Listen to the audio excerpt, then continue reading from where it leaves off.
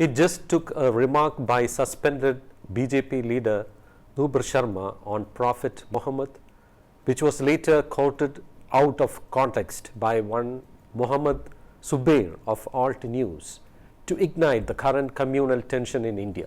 Believe this, it is a fact that happened over the past few weeks and which even had backlashes from Arab world. In the aftermath of this, Kanpur saw widespread protest on June 3rd and cases of violence were reported after Friday prayers. Since then, there have been instances of violent protest from different parts of the country. Over 400 people have been arrested so far in a clampdown on those involved in the violent protests on Friday in several states against the controversial remarks. In Uttar Pradesh, razing illegal houses of the accused in the violent protests continued for the second day on Monday. Sporadic incidents of violence and protests were reported, including a group of people attacking and damaging a local train at Bedudahari railway station in West Bengal's Nadia on Sunday evening, even as prohibitory orders continued in parts of Howrah and Murshidabad districts. Among those arrested, 316 were held in 8 districts in Uttar Pradesh and 100 in West Bengal, while the Ranchi police registered 25 FIRs against thousands of people for the clashes that left 2 dead and scores of others injured on June 10th in Jharkhand capital. Authorities strengthened security and imposed restrictions in many districts after people took to the streets following Friday prayers, indulged in stone pelting and clashed with security personnel, demanding the arrest of Nupur Sharma and Naveen Kumar Jindal. While Sharma was suspended by the BJP and Jindal expelled from the party amid backlash from many Islamic countries, several cases and court complaints continue to be filed against them and also against others in related cases of allegedly hurting religious sentiments in various parts of the country. The Bhiwanti police in Maharashtra has now summoned Sharma to record a statement on Monday, while Jindal has also been summoned on June 15th in case registered against them on a complaint launched by a representative of the Raza Academy on May 30th. Earlier, the police in Thane asked Sharma to appear before them on June 22nd, while the Mumbai police had summoned her on June 25th. In Uttar Pradesh, where Chief Minister Yogi Adityanath has vowed to act tough on rioters, Additional Director General of Police Law and Order Prashant Kumar said 13 cases have been registered and 316 people arrested from 8 districts. In Prayagraj, where mobs went on a rampage on Friday, the civic body on Sunday demolished the house of the alleged mastermind of Friday's violence amid heavy police deployment. Under Adityanath, the state administration has been cracking down on criminals and riot accused, seizing or razing their illegal properties. A day earlier, the properties of 2 others accused of rioting were demolished in Saharanpur, where stone pelting had taken place as well. Javed Ahmed's house, JK Ashiana, is located in the Kareli area of Prayagraj. Police personnel and a JCB machine reached the Kareli police station around 10:30 am and demolition commenced around 1 pm. The house was built without getting its map passed by the PDA. For this, he was issued a notice on May 10th and was told to present his side on May 24th. On the given date, neither Javed nor his lawyer turned up. No document was presented as well, and hence on May 25th, demolition orders were issued, an official of Prayagraj Development Authority said. The items recovered from the house include 2 country-made pistols, several live cartridges, flags, posters and banners, the police claimed. The police had said on Saturday that Javed Ahmed alias Pump had been arrested. In Ranchi, internet services were restored in the district after nearly 33 hours, even as Rapid Action Force, Anti-Terrorism Squad, Special Task Force and district police remained deployed at strategic locations, including 38 identified vulnerable pockets.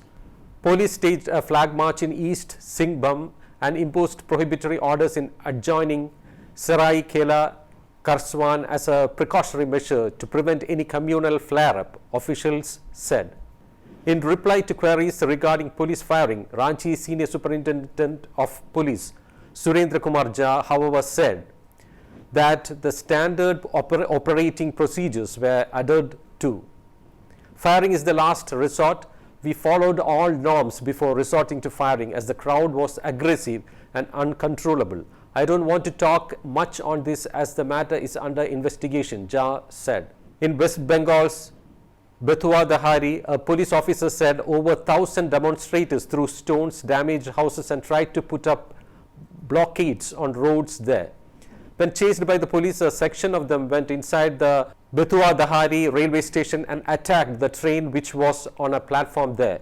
Train services in that line were disrupted for around 2 hours due to the incident. 10 people have been detained in connection with the incident which happened at around 6:05 p.m. on Sunday, the officer told PTI.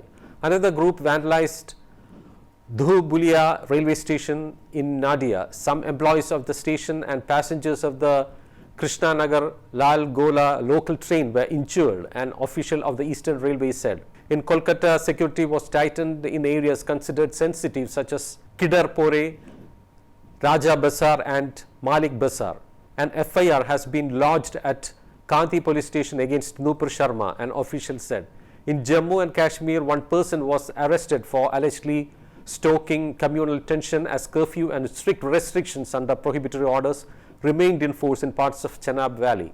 The accused Adil Ghafoor Ganai was arrested from his house during an early morning raid on Sunday by police at his residence at Chinnar Mohalla locality for allegedly delivering an inflammatory speech from Markasi Jamia Masjid Bhadarwa on June 9th during a protest rally against remarks on Prophet Muhammad. A police official said there was no untoward incident reported from anywhere in both Doda and Kishtwar districts. A peaceful protest was staged in Jammu at Gujar Nagar, a Muslim-dominated locality, against Nupur Sharma, officials said. In the national capital, 2 men have been arrested for allegedly disrupting communal harmony and holding the protest without permission in the Jama Masjid area. An investigation is on to identify other persons involved and footage from CCTVs is being scanned, Deputy Commissioner of Police Shweta Chauhan said. The Delhi police has registered an FIR against 31 people including AIMIM chief Asaduddin Owaisi and controversial priest Yati Narsinganand, and filed a separate case against Sharma for allegedly spreading hate and hurting religious sentiments. In UP's Bareilly, an FIR was registered at Premnagar police station against one Rehan on Saturday night on the complaint of the local BJP member Shalini Jori for allegedly posting an inflammatory message on a social media platform with an edited picture of Nupur Sharma. Another FIR has been lodged against one Kuldeep who sent an objectionable message about the Prophet to one Farkhan.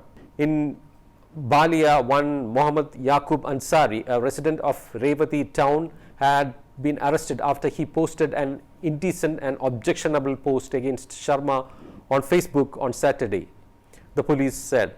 A lawyer has also filed a complaint in the court of the Chief Judicial Magistrate of Srinagar against Sharma and others for the alleged blasphemous remarks against Prophet Muhammad.